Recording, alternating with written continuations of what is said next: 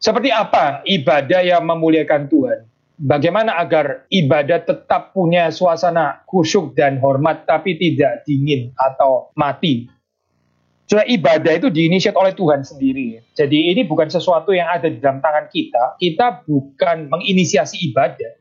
Tapi kita ini pada dasarnya menjawab, kita berespons terhadap undangan Tuhan. Jadi kita mesti peka terhadap undangan Tuhan itu. Ibadah kita itu sangat bergantung daripada pemahaman kita tentang Allah ya. Karena ini sifatnya kan responsif ya. Jadi kita bukan mengkonstantir ibadah gitu ya, bukan kita gitu. Yang establish ibadah itu adalah Allah Tritunggal. Karena itu kalau di dalam ibadah reform ya, di depan itu kita pakai nama Tritunggal. Maksudnya mau menyatakan bahwa yang memulai ini sebetulnya adalah Tuhan sendiri. Saya bukan memulai ibadah di dalam pengertian mengundang Tuhan hadir begitu ya. Bukan, tapi Tuhan yang sudah ada terlebih dahulu, dia mengundang saya hadir di dalam hadiratnya. Ini konsep yang penting ya, sehingga kita nggak sedang berurusan dengan kiat-kiat sukses bagaimana membuat ibadah itu hidup gitu misalnya. Saya khawatir ya pertanyaan-pertanyaan seperti ini mungkin bukan pertanyaan saudara ya, tapi kalau saya kembangkan gitu, saya khawatir pertanyaan-pertanyaan seperti itu adalah pertanyaan yang akhirnya bukan dimengerti dalam konteks spiritualitas reform atau reform teologi, tapi lebih ke arah Arminian atau kalau nggak mau dibilang malah even Pelagian kali ya. Karena kita bukan membuat ibadah itu jadi ibadah yang hidup gitu loh pasti ya. Itu bukan di dalam tangan kita. Bukan kita yang mengusahakan itu. Tetapi Tuhan. Ya. Tuhan itu yang menghendaki itu. Lalu bagaimana? Ya kita mesti peka terhadap perkenanan Tuhan di dalam kehidupan kita. Secara pribadi atau perkenanan Tuhan terhadap gereja kita secara komunal. Kalau Tuhan sudah nggak berkenan ya, terhadap komunitas ini perkumpulan tertentu itu ya. Kita mau teriak-teriak seperti Baal itu juga ada gunanya. Kita mau pakai segala macam teknik retorik di dalam khotbah kita yang mulai dari Quintilian, Cicero dan sebagainya, termasuk retorik dari siapa dan sebagainya untuk bisa menarik dan menghidupkan ibadah tetap kosong, nggak ada gunanya.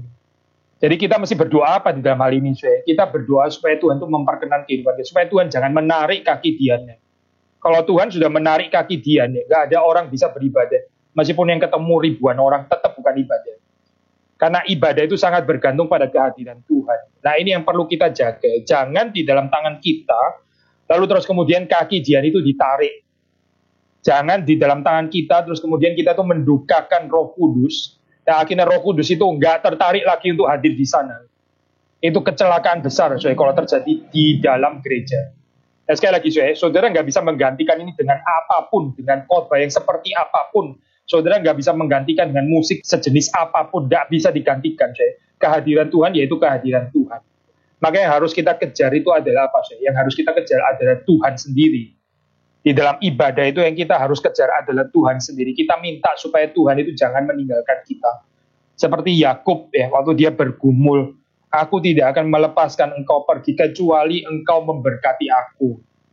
Itu ayat yang sangat indah seperti kayak sangat ngotot ya, daring prayer. Tapi tetap bukan di dalam kategori Pelagian tadi, bukan karena bagaimanapun itu Tuhan kok yang menemui dia. Tuhan kalau nggak memberi dirinya ditemui oleh Yakub ya nggak ada pergumulan itu pada malam itu. Sampai pagi nggak ada pergumulan itu. Tapi Tuhan juga yang memberi kesempatan kepada Yakub untuk bergumul dan bisa mengejar Tuhan. Itu dikatakan di dalam bagian itu kalau sudah baca waktu fajar menyingsing. Itu Allah sendiri mengatakan engkau bergumul melawan Allah dan engkau menang. Engkau menang. Ya, Allah mengatakan Yakub menang. Yakub menang, yang kalah siapa? Apakah yang kalah Allah? Gitu? Unlikely ya, masa Allah kalah? Gitu.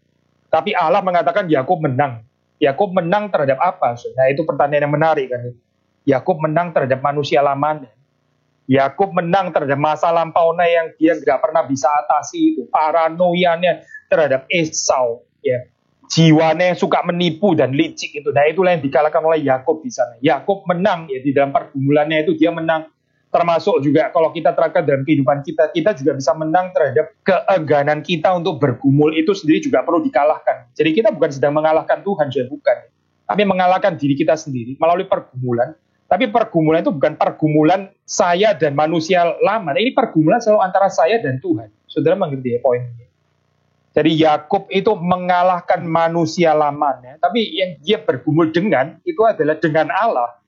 Bukan dengan manusia lamanya, tapi dengan Allah. Yang dikalahkan siapa? Bukan Allah, tetapi manusia lamanya.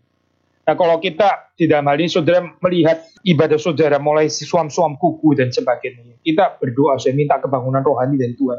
Harap Tuhan tidak menarik kaki dia, karena ibadah yang sudah suam-suam kuku, yang mati dan sebagainya, itu nggak bisa ditolong dengan cara apapun, kecuali dengan kehadiran Tuhan sendiri.